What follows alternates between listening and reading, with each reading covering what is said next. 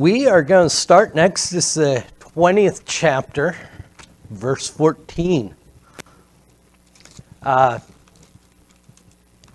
We are looking at this series of Jesus and the Ten Commandments. And we've been looking at how Jesus has used these Ten Commandments, as he said in chapter 5 of Matthew, that he did not come to destroy the old law, which would have included the Ten Commandments, but rather came to fulfill them. And so he's speaking in the New Testament and the New Commandments, if you will. He's taken it to a matter of the heart. And this is no exception as we look at verse 14. Surely last week, the entire lesson, I kept saying the fifth commandment. And you kept looking at me. I see others had caught on to it as well. But Shirley's attention made me go and look, and I thought, I was off one. I was in the right verse, just I have trouble counting yet, I guess. So, thou shalt not murder is not the fifth commandment, is it, Shirley? No, it's the sixth commandment. So, if I'm doing my math right today, we are now on the seventh commandment. What is the seventh commandment? Thou shalt not commit adultery. Sounds pretty simple, doesn't it?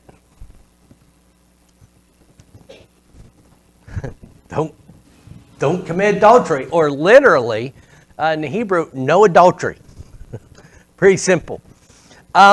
It's not so simple in our age, or it wasn't in their age either.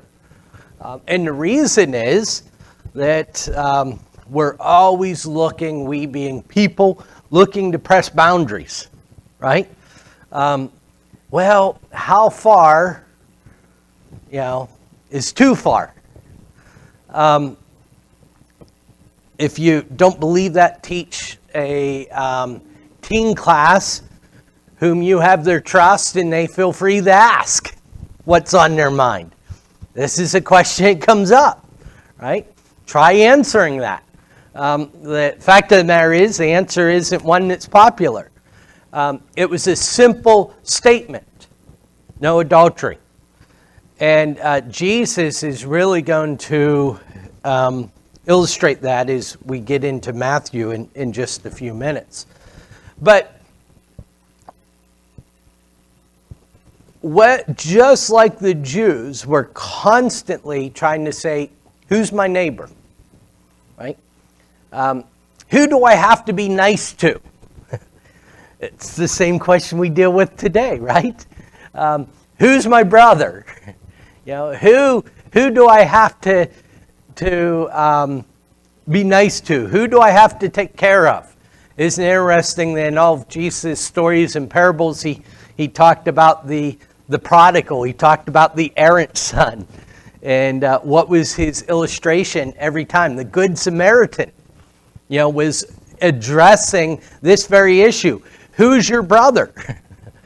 And the question is that Jesus is getting at, when you're asking, is this my brother? The answer is simple, yes. Take care of him. Take care of her. Look after him. Look after her. Do well to him. Do well to her. Of course, we as people are constantly trying to limit our responsibilities.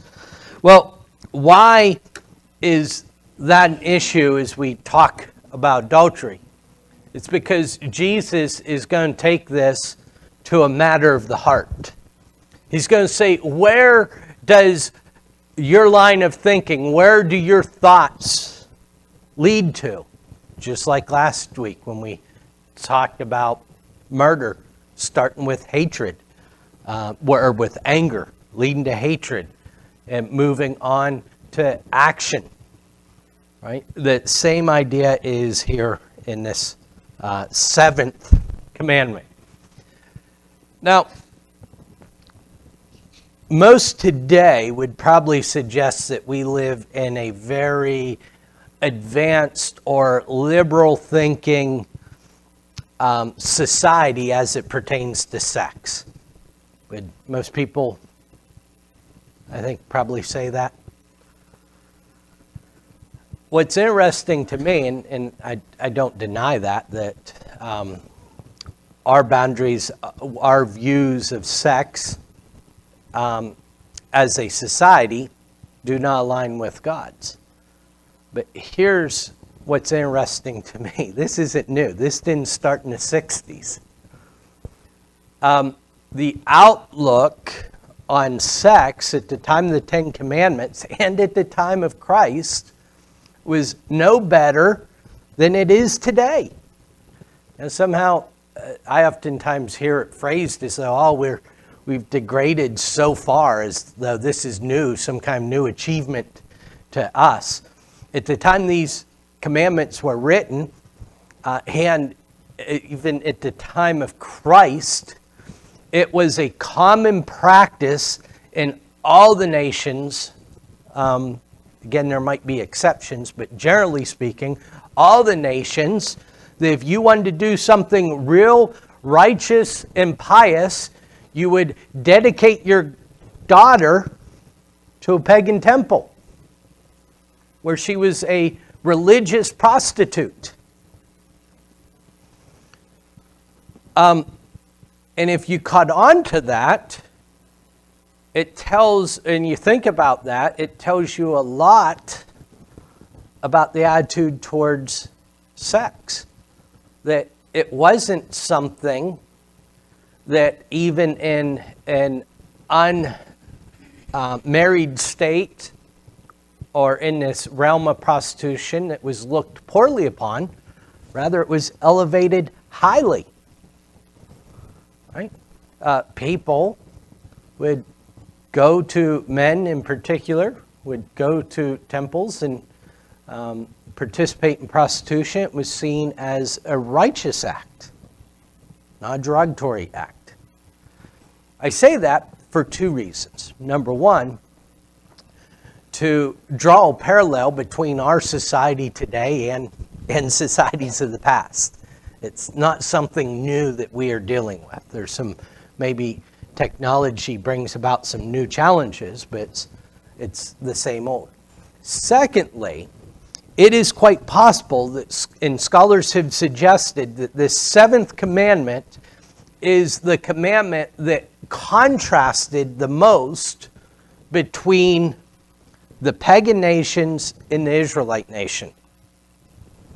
I mean, there weren't many nations that thought murder was a good thing. Right? That was kind of a given, right? There are not many societies that think stealing is a noble thing. That's not groundbreaking. But this stands in sharp contrast to the way the other nations stood out and how they looked at these things. Questions or comments on the seventh commandment or that little bit of historical background? So, I mentioned this about children earlier. If you would, turn your Bibles over to Matthew 5. When I say children, I mean to say teenagers. The question becomes, what is sex, right? As I said earlier, the question earlier was, who is my neighbor? When we get to this commandment, the question becomes, what is sex? And essentially, that's what teenagers are asking. But it's not just teenagers, is it?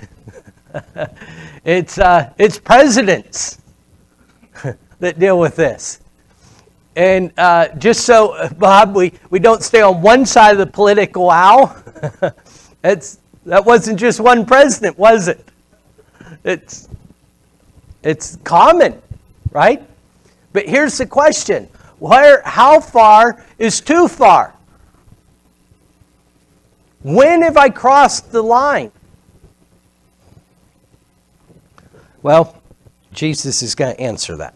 It's not the answer that we want. If you would, Matthew 5:27 through 30. Would someone volunteer to read that for me? 27 through 30.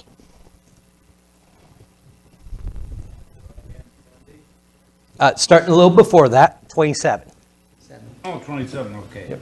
If ye had heard that it was said up by them of old time, thou shalt not commit adultery. But I say unto you, that whosoever looketh on a woman to lust after her hath committed adultery with her already in his heart. And if thy right eye offend thee, pluck it out, and cast it from thee. For it is profitable for that one of thy members should perish, and not that all the whole body should be cast into hell.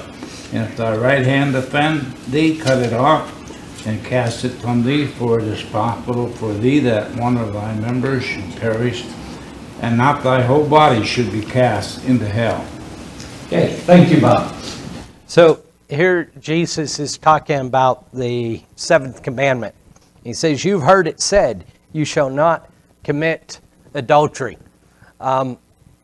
Again, this is taken straight out of the commandments. Then Jesus answers, I'm going to tell you how far is too far. What's he say? Lust. In fact, intent. Right? The ESV uses the word lustful intent. The words, not the word. What is our intent? Now, there's an underlying principle that I think becomes most clear at this point, or on this commandment, that permeates the rest of the commandments and makes it clear for the rest of the commandments. We just dealt with thou shalt not murder. And Jesus says, don't be angry. Don't be angry without cause. Do not have hatred towards your brother. Do not deteriorate your brother. This idea of intent is so important. How do we look at others? Set the lust aside, because lust is a symptom. Do we look at others as people we can serve and lift up? Or do we look at others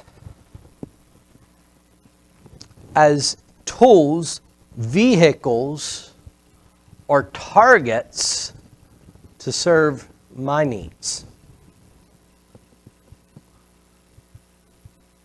That's the issue with anger, right? I mean, why do we get so angry when someone pulls out in front of us?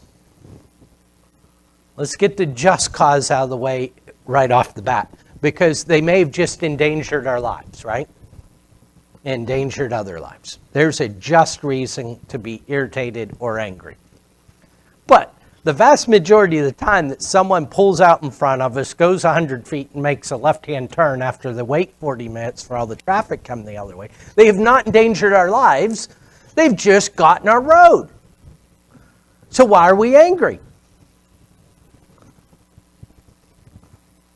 That person is not serving my needs, my desires. I was preaching to myself one morning. I was on my way to the shoe, and I was coming into Ligonier, which is just a beautiful, quaint little town, but it's got stop signs on all the main roads. Again, it's a quaint little town, so it's not a town that you just zoom through. And this individual came out of a stop sign right in front of me, and traveled at like -2 miles an hour. And I could tell by his posture that he was very elderly, and my anger, well, you shouldn't even be on the road. I got things to do, you know. Here, And he comes to this next stop sign, and he sits there, and he sits there, and he sits there, and he sits there. I've got things to do. Get off the road. And so, as I mentioned earlier, I started to preach to myself. Now, this is this gentleman's last stitch of independence. He's probably going to the grocery store to get substance to keep himself alive. And you think going and making money is more important than his independence. And so you see the sermon developing, right? I'm telling myself this and really getting down on myself till we got to the green light at Route 30, at which he stopped. Waited till it turned red and then turned out. And I said, no, I was right all along. But the point is, my source of irritation was that he was taking something from me. That was the perception. When I'm able to change that and to understand that I'm here for him,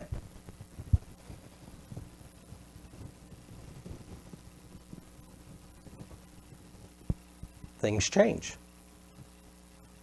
Let me ask you this. How beautiful would our worship service be if we were all able to always have that attitude?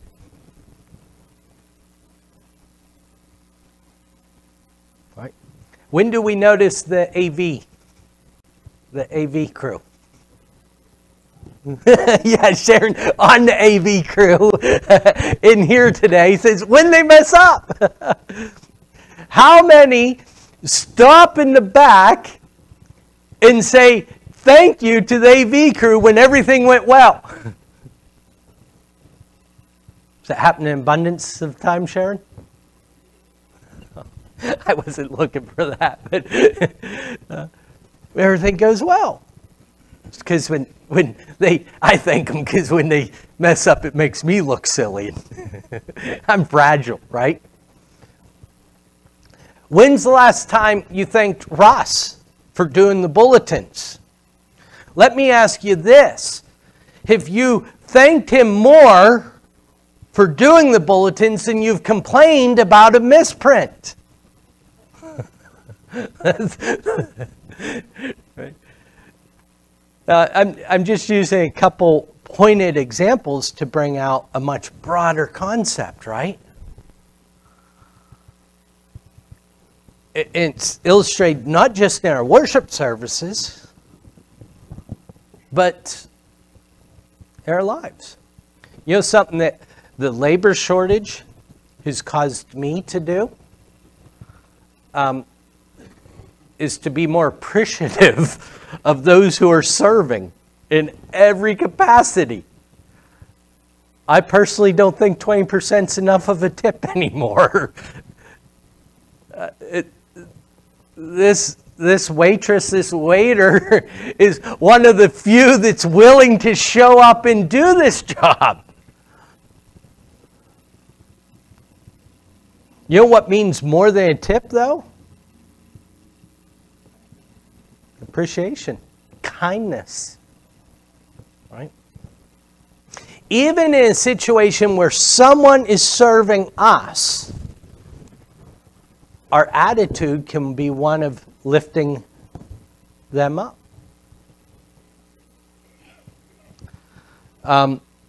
How do we look at others? That's what Jesus is getting at. As it pertains to adultery, how far is too far? Lustful intent.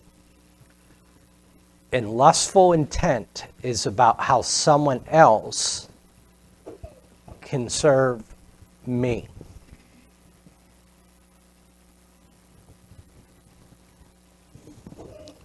Versus following Christ's example of me being a servant. All right, we don't have any teenagers in here, so we don't have to go back to that conversation, right? But that's the answer. Where is your mind, right? Where are you taking this. Think about David and Bathsheba. And I've heard people criticize Bathsheba. And personally, I may be wrong. There's a lot smarter and intelligent and more knowledgeable people than myself. But I think to criticize Bathsheba at all in that situation is ludicrous. It's a misunderstanding of Bathsheba's position. In all probability, she wasn't flaunting herself by bathing on the rooftop. That's the option she had. David faced a moment of decision making, right? Where he could have turned his back and put his mind in more wholesome areas. But what comes out of that decision is death of a baby. Death of Achan. Death of other innocent men that just had the mishap of being under Achan's control.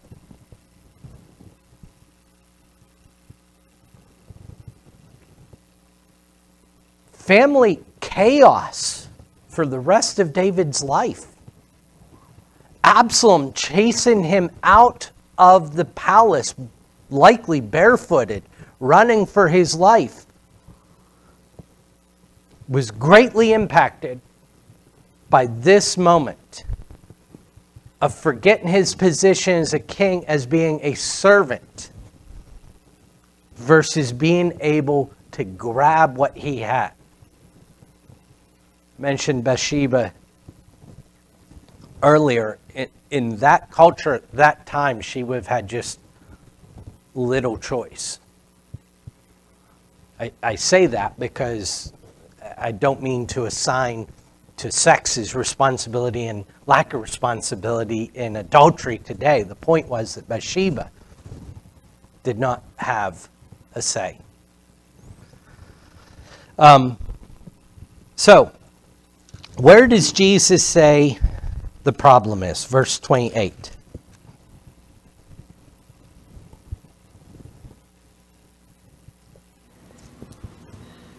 The end of 28. In your heart. Heart. Right? 28 says, but I say to you, everyone who looks at a woman with lustful intent has already committed adultery in his heart. Now, he didn't use those words. Jesus did not in a prior discourse about murder. But wasn't that what he was getting at? Right there was the issue. Matter of the heart.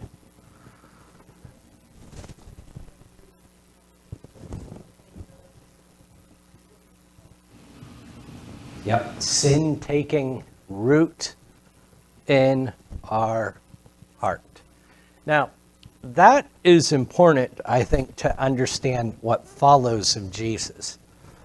Because some have said that Jesus is using hyperbole in 29 and 30. What is hyperbole, by the way? Do you know? Exaggeration. Extreme exaggeration to prove a point. Right? And Jesus used hyperbole. It wasn't uncommon. Warning. Just watch that lady next to you. Jesus used hyperbole on a regular basis. And I think it's a possibility he's using hyperbole here. I just don't think he is. Why? Because what Jesus says is literally true.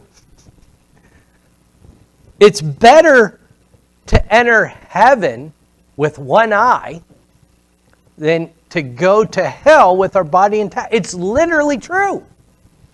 Now, where Jesus is using hyperbole is with, if your eye offends you, remove it. But I'm not even sure that is hyperbole. Now, I also do not think that Jesus is promoting self-mutilation. Why? The problem, Sharon, was where? In the heart.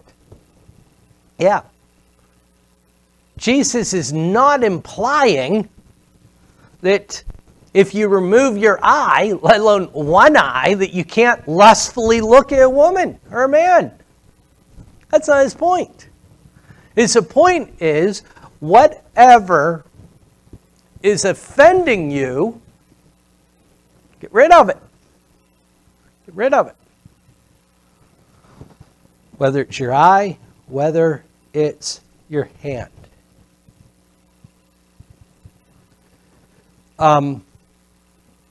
So, what's the implications of that for us?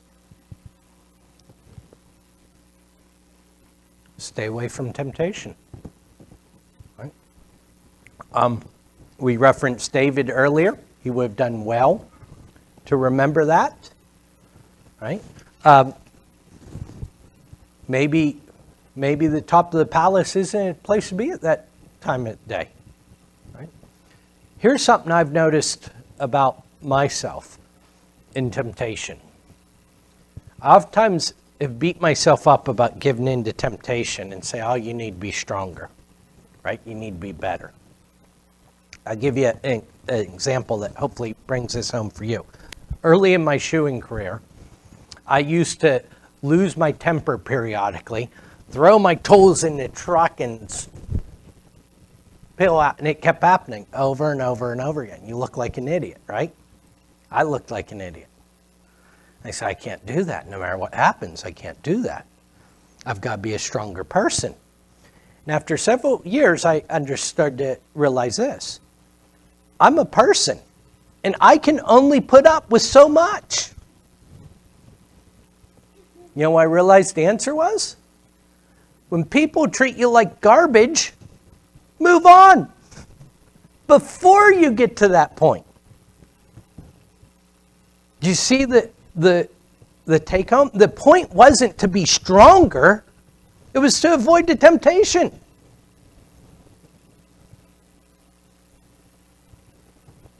I remember Scott Schreckengoss. He's in Arkansas now. And talked to him the other day. But I remember him telling me that part of solution to his change of life was to drive a different way from home, from work, than he went the rest of his life. He'd been driving home from work. Why? He didn't drive by the bar.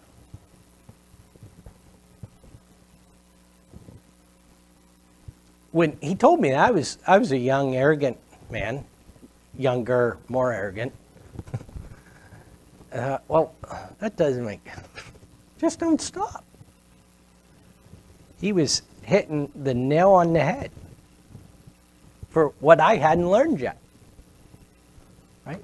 Change the circumstances, change the situations.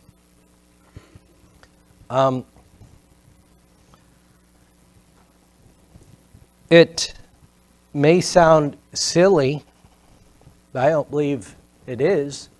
I get advertisements because different groups I'm in on Facebook for things that one that pops up on Facebook all the time is called Covenant Eyes. It's a safeguard. I don't know how many of you have parental guards on your TV. We have them on ours because Anna spent like $200 in 1 month's time renting something silly like Trolls over and over and over again. But what we found in setting those up is that we could put off limits certain content.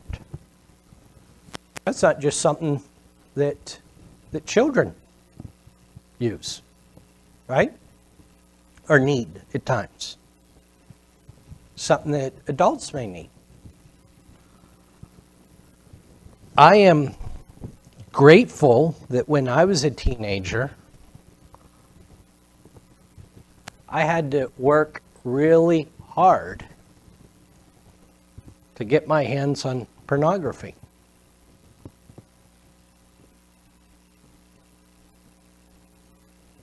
Now it's piped in and into the palms of each one of us, not just teenagers.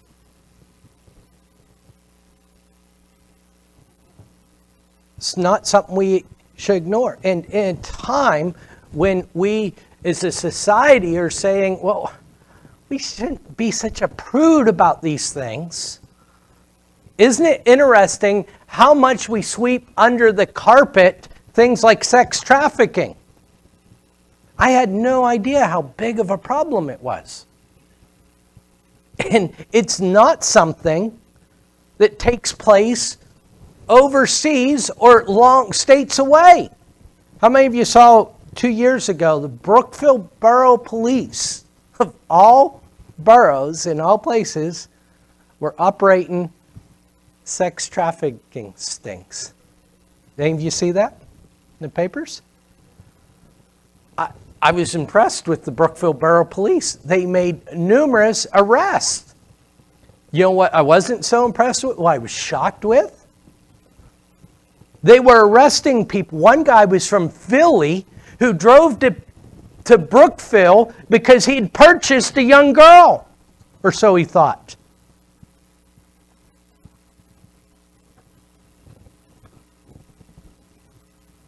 What drives these things?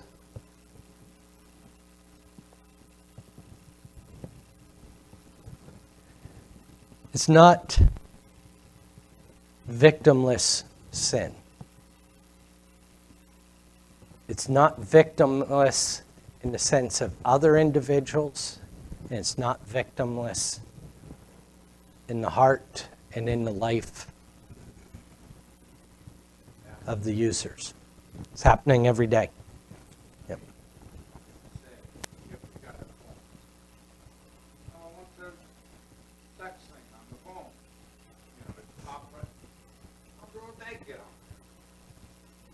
Or on your iPad or on Facebook, and it just appears.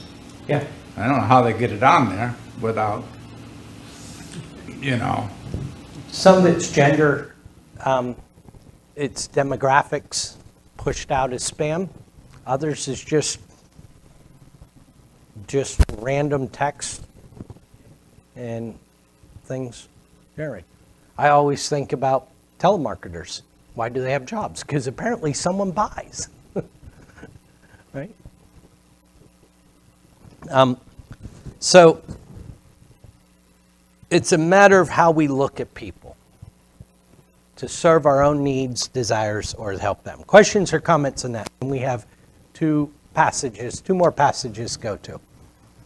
I think we thoroughly augmented those concepts.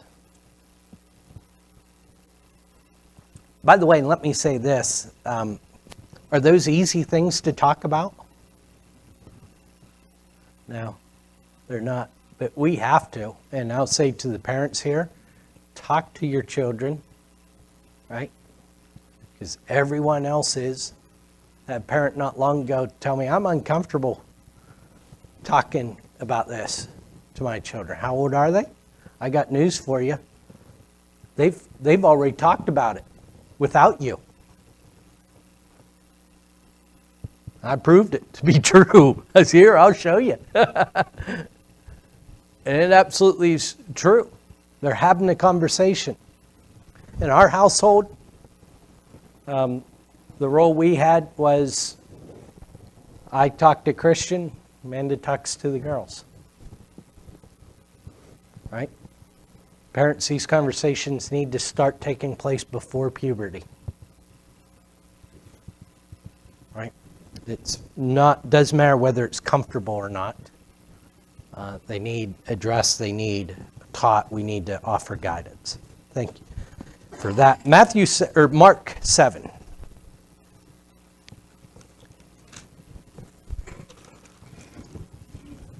This is kind of not directly related, but gets to the heart of the issue that we're talking about. Mark 7:14 through 21. Can I have a volunteer to read that?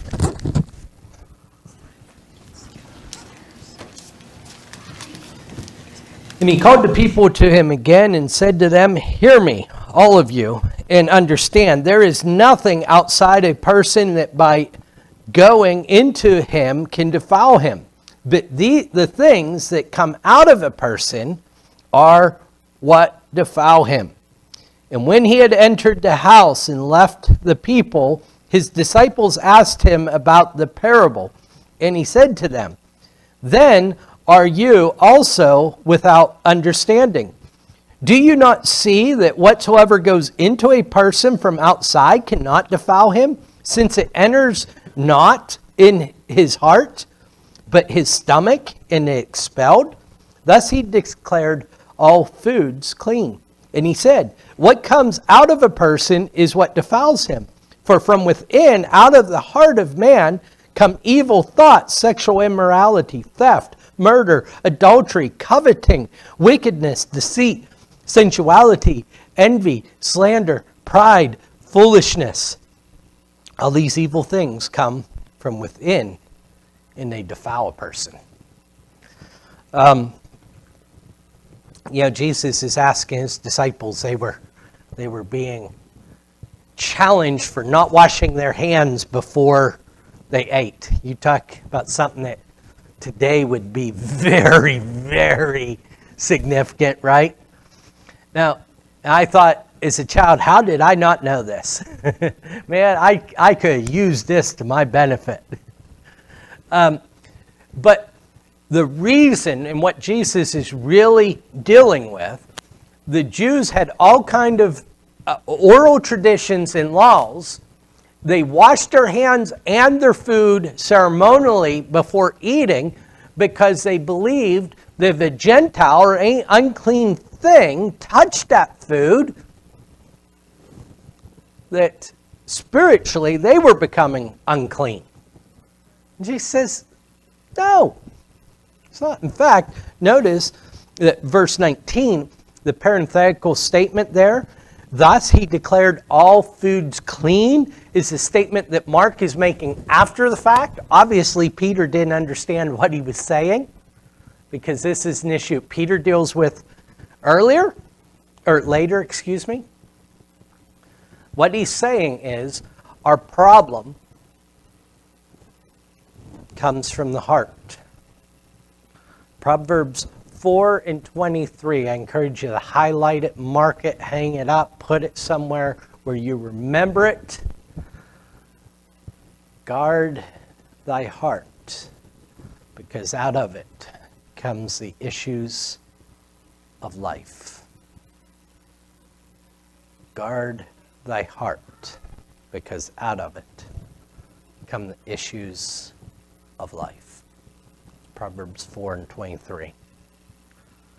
Jesus is saying, guard your heart. Questions or comments? Closing question for you. How far is too far?